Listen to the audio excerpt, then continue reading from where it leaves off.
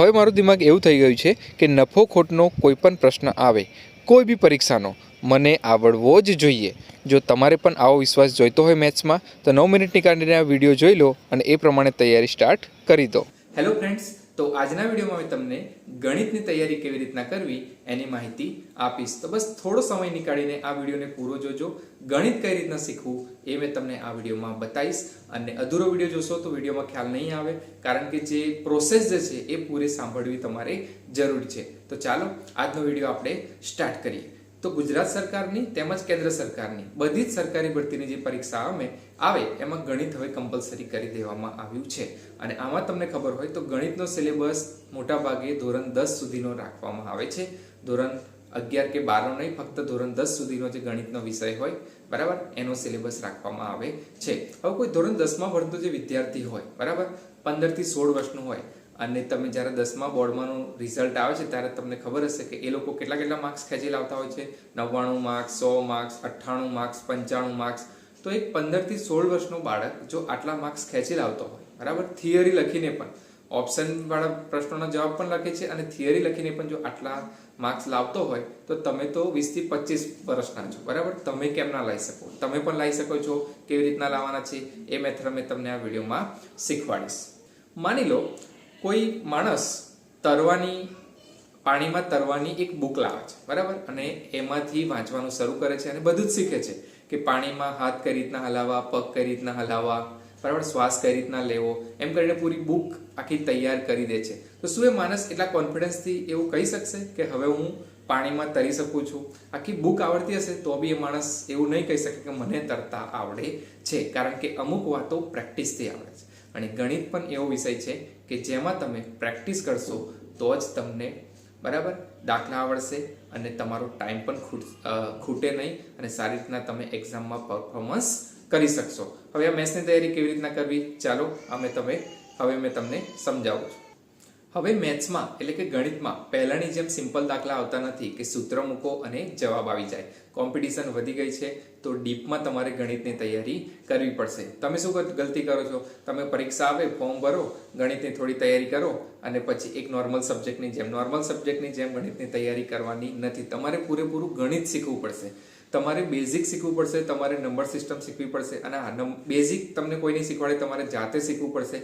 બેઝિકના video પણ આપણી channel પર અપલોડ છે. તમે પ્લેલિસ્ટમાં, ડિસ્ક્રિપ્શનમાં મેં લિંક નાખી દઈશ, તો તમે બેઝિકના વિડીયો પણ શીખી શકો છો. જેમ કે નંબર સિસ્ટમ છે, સાદુરૂપ કઈ રીતના આપવું, વર્ગ, વર્ગમૂળ, ઘનમૂળ, બરાબર. તો આમાંથી પણ ક્વેશ્ચન આવે છે. અને જે ચેપ્ટર જે સોલ્વ કરવાના છે, આપણે ચેપ્ટર જે શીખવાના છે, એમાં પણ બેઝિક તમને આવડતું હોવું જોઈએ. શોર્ટકટ ટ્રીકની પાછળ ના ભાગો. શોર્ટ ટ્રીક તમે શીખીને જશો, પરીક્ષામાં એક રકમ અથવા તો એક કંઈક ચેન્જ કરશે અને તમે જવાબ ખોટો ટીક કરીને આવશો. મેથ્સમાં શોર્ટ ટ્રીક જેવું કંઈ હોતું નથી. હા, સ્ટેપ ઓછા થઈ જાય છે. જો તમે પ્રેક્ટિસ કરી હશે ને તો મોટો દાખલો જે હશે 6-7 સ્ટેપનો, એમના તમે 2-3 સ્ટેપ તમે તમારા દિમાગમાં કરી લેશો અને સ્ટેપ ઓછા થશે અને તમારો જવાબ ફટાક દઈને આવી જશે. હવે આ મેથડ માટે તમારે શું તમારી જોડે હોવું જોઈએ?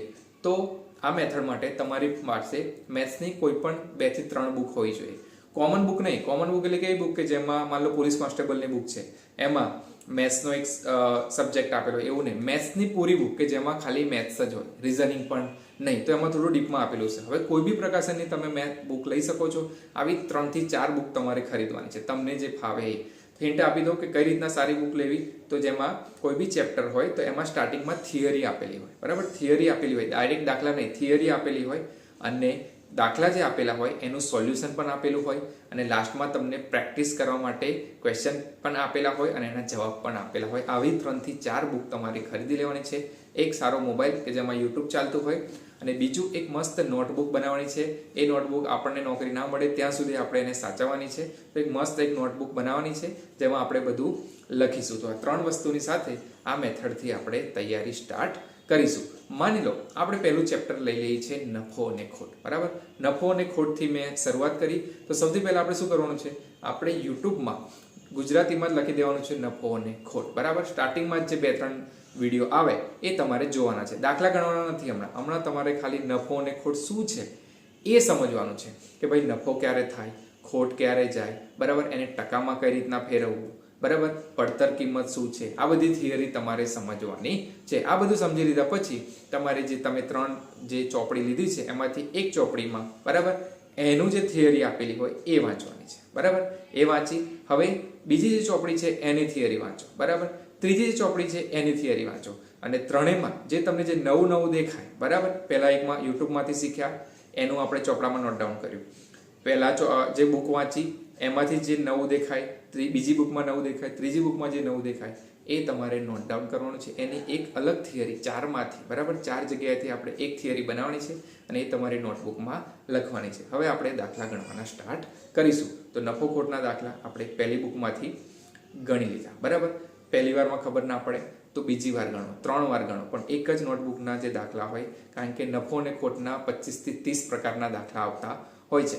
પહેલી બુકમાંથી બધા જ દાખલા આપણે ગણી લીધા. હવે બીજી બુક પકડો, બીજી બુકમાંથી પણ ગણવાનું સ્ટાર્ટ કરો. જે સેમ ક્વેશ્ચન હોય બરાબર એને તમે નહીં કરો તો બી ચાલશે, પણ જે અલગ પ્રકારના ક્વેશ્ચન છે એ તમારે ગણવાના છે. હવે આ જ રીતના ત્રીજી નોટબુક પકડો. તો ત્રીજી નોટબુકમાં પણ સેમ મેથડ અપનાવવાની છે. તો 3 નોટબુકના દાખલા આપણે ગણી લીધા. હવે યુટ્યુબમાંથી આપણે સ્ટાર્ટિંગમાં થિયરી જોઈ. હવે યુટ્યુબમાંથી દાખલા જોવાનું સ્ટાર્ટ કરો. એમાંથી પણ તમને અલગ અલગ પ્રકારના ક્વેશ્ચન મળશે. ગૂગલમાંથી નફો અને ખોટની PDF ડાઉનલોડ કરો, એમાંથી પણ તમને ક્વેશ્ચન મળશે. ChatGPTમાંથી તમે નફો અને ખોટના ક્વેશ્ચન ડાઉનલોડ કરો, એમાંથી પણ તમને ક્વેશ્ચન અને આન્સર મળી જશે. અને હવે જે જૂના જે પેપર છે એના ક્વેશ્ચન પેપર તમારે સોલ્વ કરવાના છે. એમાંથી ખાલી નફો અને ખોટના ક્વેશ્ચન સોલ્વ કરવાના છે અને તમારી જે નોટબુક હોય એમાં લખી દેવાના છે.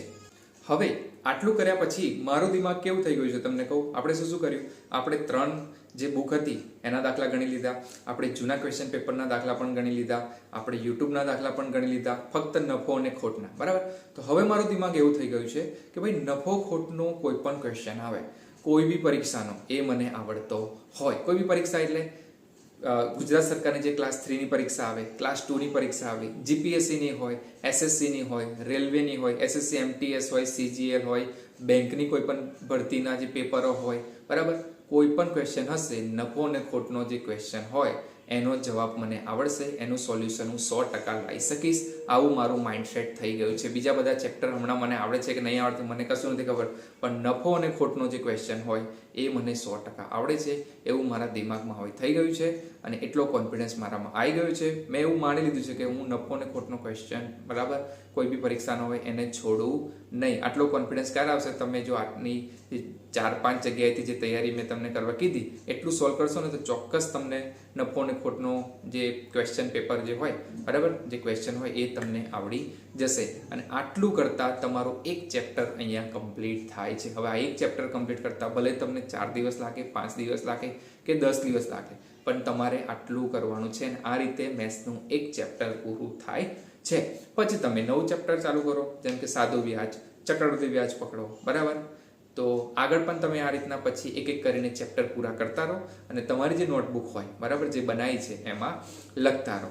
અને કોઈ બી પરીક્ષા, બીજી ભરતીની પરીક્ષા હોય એમાં જોતા રહો. ભલે તમારે પેપર એનું ના આપ્યું હોય, એમાં મેથ્સના કયા ક્વેશ્ચન પૂછ્યા છે, એમાં પ્રોફિટ મતલબ જે નફો અને ખોટ જે ચેપ્ટર કર્યું એ તમને આવડે છે કે નહીં, નવા પ્રકારના ક્વેશ્ચન મળે તો આમાં લખતા રહો. અને આ રીતના તમારું મેથ્સ સારું થશે અને આ રીતના તમે મેથ્સમાં સારા એવા માર્ક્સ મેળવી શકશો. તો જે મારું જે પૂરો જે લાઈફનો એક્સપિરિયન્સ છે મેથ્સ રિલેટેડ એ મેં તમને આ વિડીયોમાં શેર કર્યો છે. તો ચોક્કસ વિડીયોને લાઈક કરી દેજો, તેમજ તમારા મિત્રોને શેર કરી દેજો. કંઈ ક્વેરી હોય તમને મેથ્સમાં તો કોમેન્ટ બોક્સમાં પૂછી લેજો. મળીને આ વિડીયો સાથે. જય હિન્દ, જય ભારત.